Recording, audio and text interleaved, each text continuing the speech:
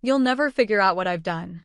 Madeline sneered through the phone, her voice dripping with the same smug superiority I'd endured since childhood. You're not as smart as you think you are, Sarah. I tightened my grip on the phone, standing in my apartment's kitchen where I'd been chopping vegetables until her call turned dinner into an afterthought. The same kitchen where, 2 weeks ago, I'd opened a letter for my credit card company, questioning charges I never made. Madeline's words should have rattled me, but they didn't. It's funny you say that, I replied, forcing my voice to stay even, because the bank manager just called.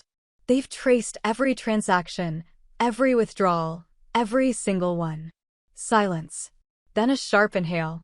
For a moment, her composure cracked before she recovered. You're bluffing, she scoffed, but the slight tremor in her voice betrayed her. I glanced at the pile of documents spread across my counter. Bank statements, credit reports, surveillance photos spanning 3 years. Proof of her betrayal, inked in black and white. Want to bet?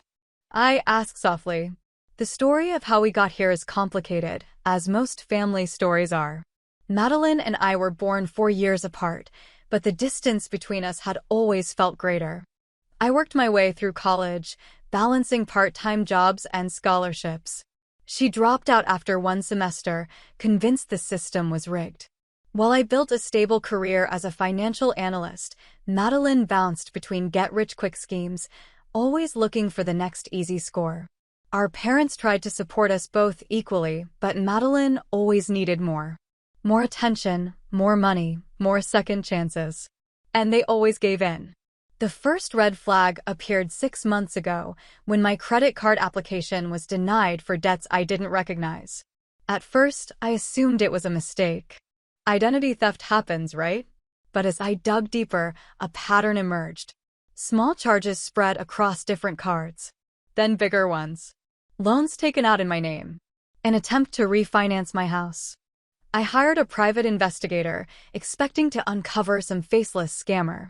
Instead, I found something much worse. Remember when I stayed with you last year? Madeline's voice dragged me back to the present. You should really be more careful with your mail, Sarah. You always were too trusting. That 2-week stay, her so-called fresh start, had been a cover. While I thought I was helping my sister get back on her feet, she had been stealing pieces of my life, one document at a time. Did Mom and Dad know? I asked, though I already suspected the answer. A dry, humorless laugh. They always liked you better anyway. The responsible one. The successful one. I just took what I deserved. What you deserved. My control slipped, my voice rising. You stole my identity, Madeline. You drained my accounts, maxed out my credit cards, nearly ruined my financial future. How the hell is that what you deserved? Oh, please, she scoffed, you can afford it with your fancy job and perfect life. I needed that money more than you did. I thought of the sleepless nights, the countless hours spent undoing the damage she caused, the trust she shattered. The bank has everything, I said quietly. Video footage of you using my cards. Loan applications with your handwriting. The direct transfers to your account. They're filing a police report. You wouldn't, she gasped. I'm your sister. You stopped being my sister the moment you decided to steal from me. The fraud department had been relentless in their investigation. 3 years of methodical theft, escalating as she realized I wasn't watching. I can pay it back, she said quickly, switching tactics. The same pleading tone she had used on our parents whenever she got caught in a lie. Just give me time. We can fix this. I stared at the final number on the bank's report. $147,000. There's nothing to fix, I said. The police will be contacting you soon. Get a lawyer. Sarah, wait. I hung up, my hands trembling as I set the phone down. The kitchen felt suffocating. I stepped to the window, staring out at the city as dusk settled over the skyline. The bank manager had been sympathetic. You'd be surprised how often this happens in families, he had told me. Most victims don't have the heart to press charges. But I wasn't most victims. My phone buzzed with a new message. Madeline? Please don't do this. I'm your only family left. The cruelest part, she was right. After our parents' accident 18 months ago, we were all we had. But she had chosen to betray that bond. Another text. Madeline, I'll tell everyone you're lying. No one will believe you. I blocked her number. Relief. Sadness. The next morning, I met with Mr. Thompson at the bank. He laid out the documentation in a neat stack. We filed the police report, he said gently. A detective will contact you today. Are you sure you want to press charges? I looked at the evidence of my sister's lies. Each transaction. Each forged signature. Each stolen moment of trust. Yes, I said. I'm sure. Later, at the police station, Detective Sarah Martinez listened carefully as I recounted everything. How it started. How I uncovered the truth. The confrontation. Has she contacted you since? She asked. I showed her the messages. The threats. The manipulation. Family fraud cases are tricky, she said. Perpetrators often play the victim when the consequences hit. As she spoke, my phone buzzed again. A new number. Madeline. Mom and Dad would be ashamed of you. I showed the detective. She nodded, adding it to her notes. As I left the station, I felt both lighter and heavier. Lighter, because I had finally taken action. Heavier, because there was no going back. Madeline would face criminal charges. Our relationship, already fractured, was beyond repair. But then again, maybe it had been broken long before today. By the time I reached my apartment, my phone had multiple missed calls from unknown numbers. I ignored them. Tomorrow, I changed my number. Inside, I sat at the kitchen counter, staring at the evidence of her betrayal. Bank statements. Fraud reports. Security footage. Everything that proved the truth. Madeline had stolen my identity, assuming I'd never figure it out. She underestimated me. This wasn't just about money. She had taken something far more valuable. My trust. My sense of security. My belief in family. But she had also given me something in return. Clarity. She thought I'd be too weak to fight back. She was wrong. This wasn't the end. This was just the beginning. 3 days after my meeting with Detective Martinez, the first real sign that things were escalating came in the form of a phone call from my Aunt Susan. My phone vibrated against my desk as I scanned financial reports. But the second I answered, she didn't bother with a greeting. How could you do this to your own sister? Her voice was sharp, laced with disapproval. Madeline's devastated. She says you're making up lies about her. I exhaled slowly, shutting my office door. Did she tell you what she did? About stealing my identity and racking up nearly $150,000 in debt under my name. There was a pause, hesitation. She said it was a misunderstanding. Something about shared accounts and confusion with the bank. She swore you're blowing this out of proportion. I resisted the urge to laugh. Aunt Susan, I have proof. Surveillance footage. Forged documents. Bank statements. This isn't some minor mix-up. She stole from me for 3 years. Silence stretched between us, heavy and uncomfortable. Finally, she sighed. Your mother would be heartbroken to see you two like this. The words stung more than they should have. After I hung up, I stared blankly at my screen, my reports forgotten. Madeline was already spinning her story, painting herself as the victim before the truth could catch up. My phone buzzed again. This time, a text from Detective Martinez. Your sister turned herself in this morning. She's been processed and released on bail. Court date will be set soon. A mix of emotions hit me at once. Relief. Anger. Disappointment. A small part of me had still hoped that faced with undeniable proof, she'd admit what she'd done and try to make amends. But no. She was doubling down, rallying the family against me.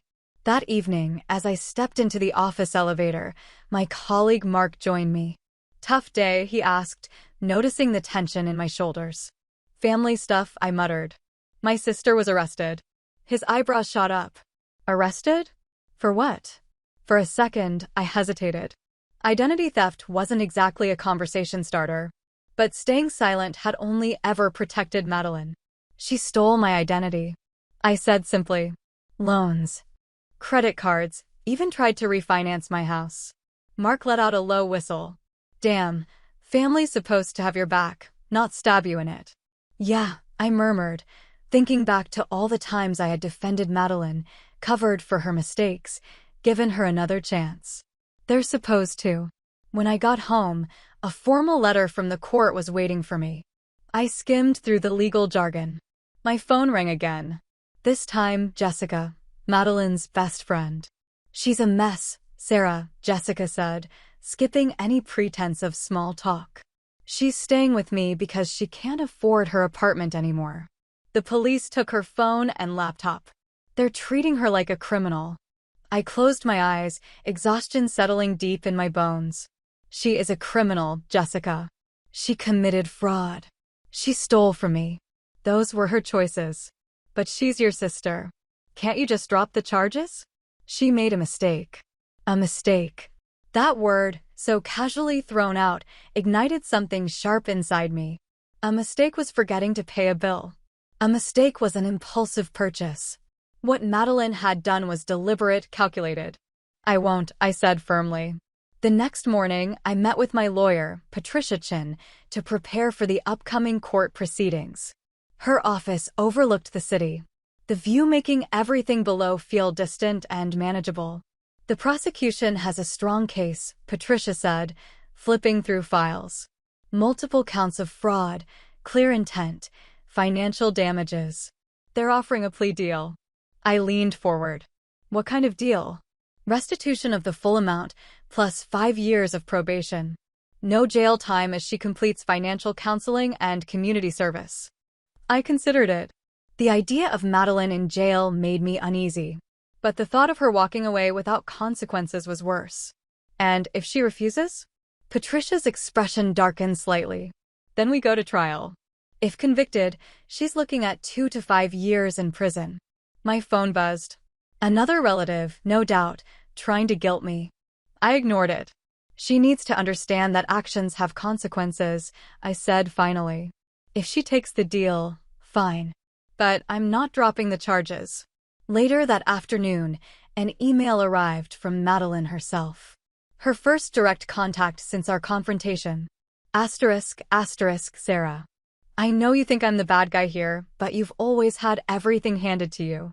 Good grades, the perfect job, mom and dad's approval. I just wanted a shot at the same opportunities.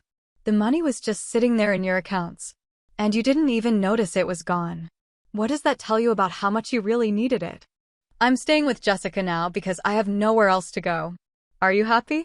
You've ruined my life. I hope you can live with yourself.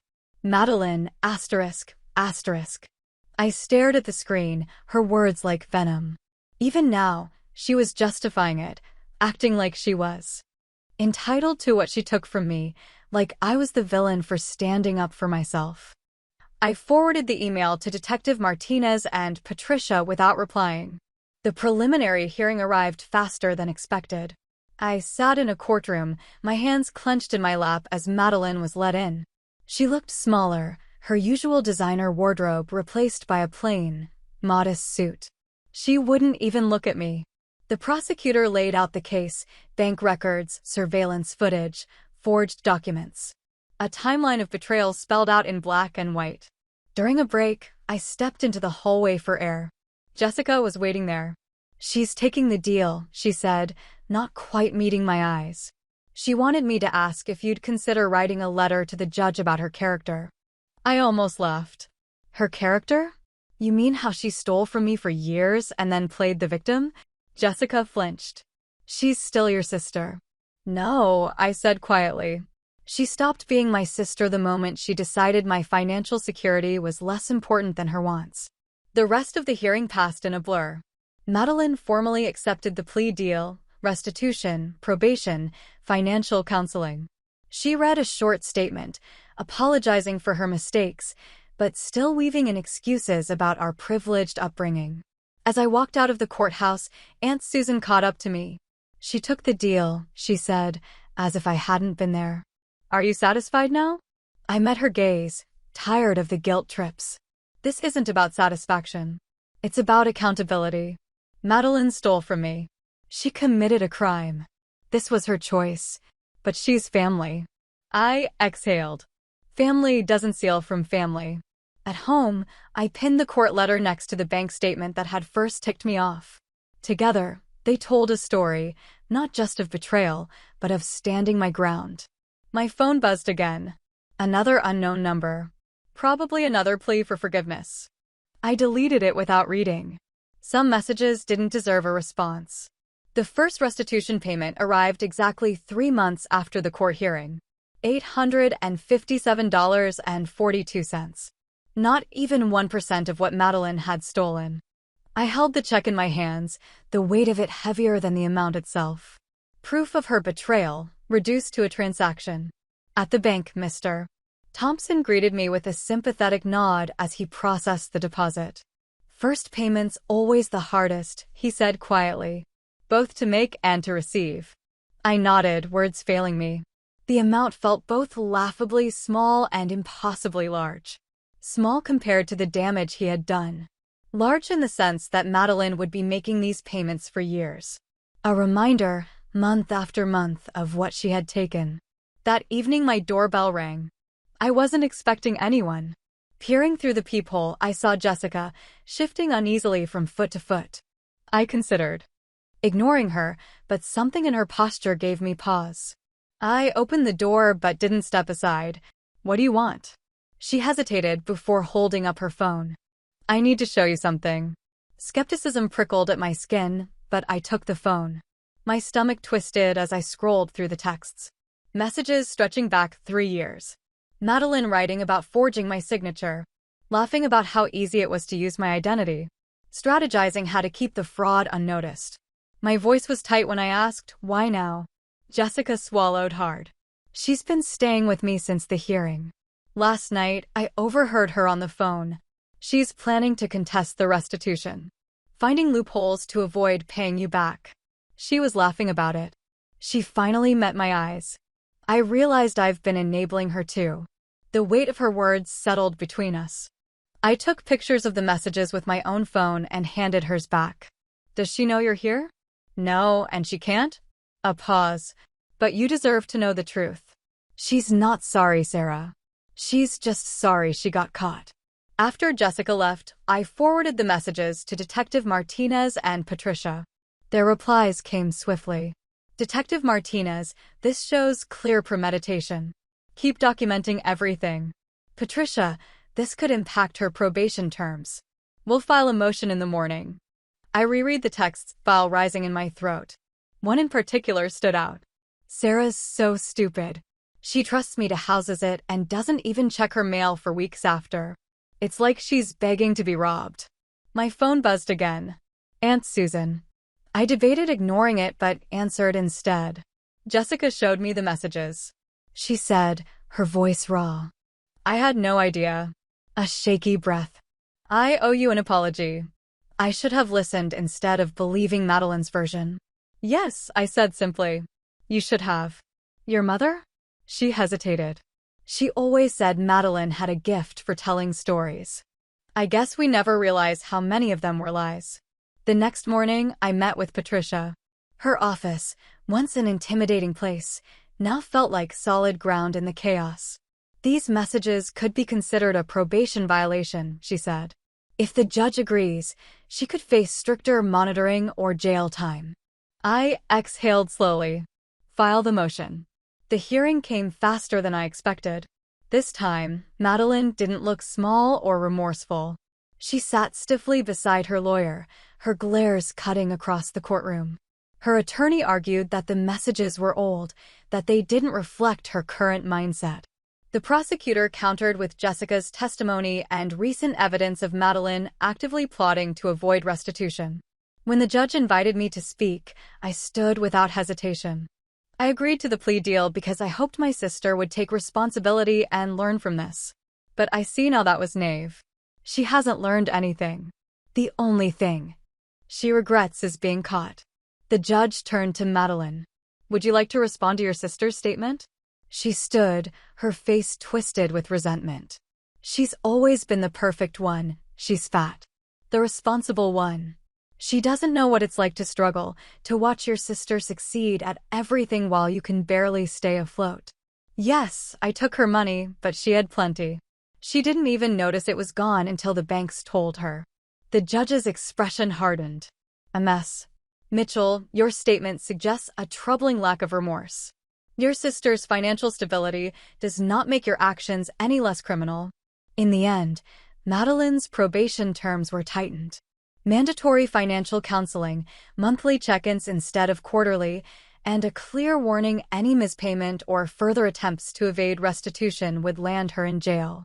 Outside the courthouse, Jessica was waiting. "She knows I gave you the messages," she said quietly. "She's been evicted from my place. She says I betrayed her." "Welcome to the club," I said without bitterness. Jessica sighed. "I thought I was being a good friend by covering for her. But I was just helping her hurt people."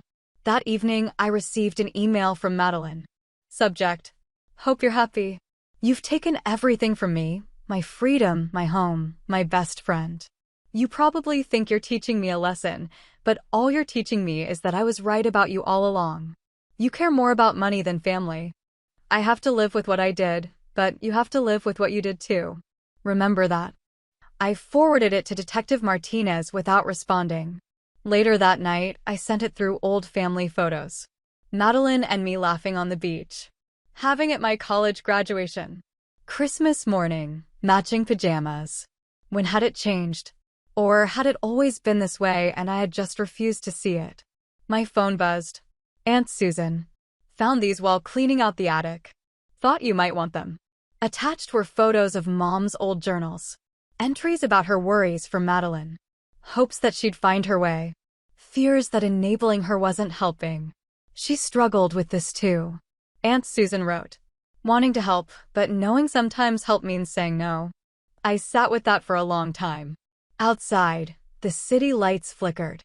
Somewhere, Madeline was facing her first night without a safety net. Part of me worried. A larger part knew this was necessary. Not just for me, but for her too. Another text came in. "Detective Martinez. Just checking in. How are you holding up?" "I'm okay," I replied, learning that sometimes the hardest part of loving someone is letting them face consequences. "That's wisdom," she wrote back. Hard-earned wisdom. I glanced at the old Christmas photo one last time before tucking it away in a drawer. Some memories needed to rest. Some bridges couldn't be rebuilt until both sides acknowledged the damage. Tomorrow would bring more challenges. Another restitution payment. Another guilt-laced phone call.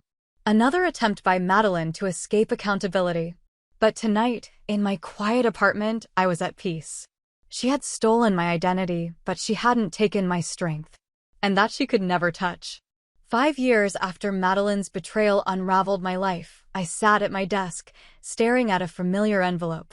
The final restitution payment.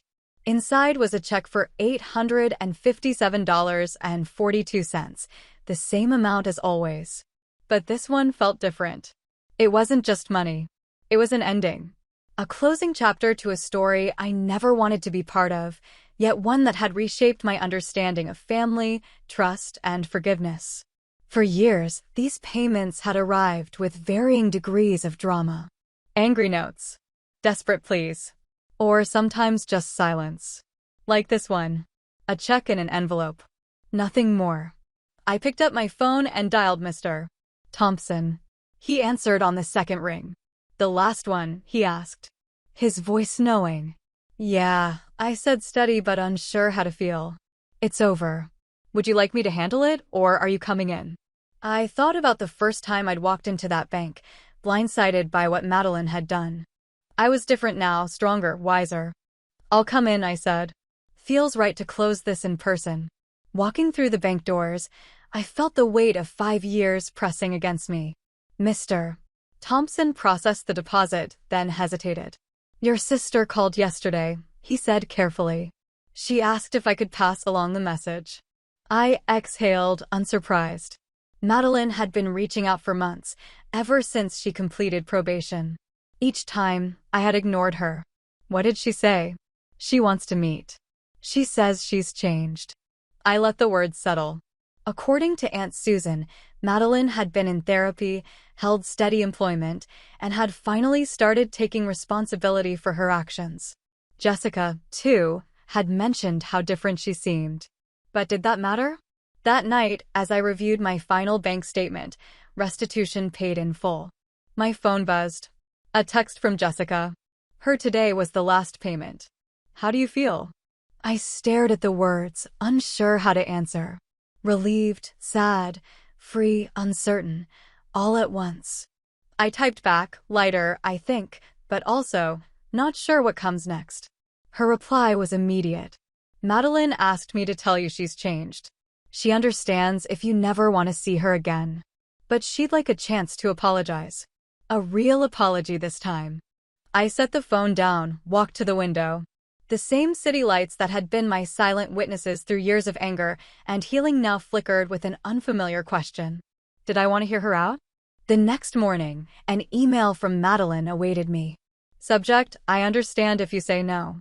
Sarah, I know Jessica has probably reached out. Before you delete this, please know I understand if you don't want to see me. I've learned a lot about boundaries in therapy, and I won't push hers anymore. The monthly payments were a constant reminder of what I did to you. Every time I wrote a check, I had to face the reality of my betrayal. I had so many excuses before about fairness, about family, about how you wouldn't miss it. But none of that matters now. I hurt you. I stole from you, and I justified it to myself in the worst possible ways. I'm not asking for forgiveness. I'm not asking for us to be sisters again. I just want to apologize in person, properly, for everything. If you're willing, I'll meet you anywhere, anytime. If not, I'll understand. Madeline. I read it once, then again. No manipulation. No excuses. Just accountability. After a long pause, I responded with a time and place, a public cafe where we used to spend lazy afternoons before everything fell apart. Within minutes, she confirmed. The day of the meeting, I arrived early, choosing a seat near the door. Old habits. When Madeline walked in, I barely recognized her. Gone were the designer clothes, the polished facade. She looked real. Different. She hesitated, waiting for permission. I gave a slight nod and she sat. Her hands shook slightly as she folded them in her lap. Thank you for meeting me, she said quietly. You look well, I offered. It wasn't small talk. It was true. I am better than I've been in a long time. She took a deep breath. Sarah, I've rehearsed this 100 times, but now that I'm here, I don't know where to start. Start with the truth, I said. That's all I ever wanted from you. She swallowed, blinking back tears. The truth is, I was jealous. Not just of your success, but of you. You always knew who you were, what you wanted. I felt lost. Taking your identity, it was like trying to steal your confidence along with your credit cards.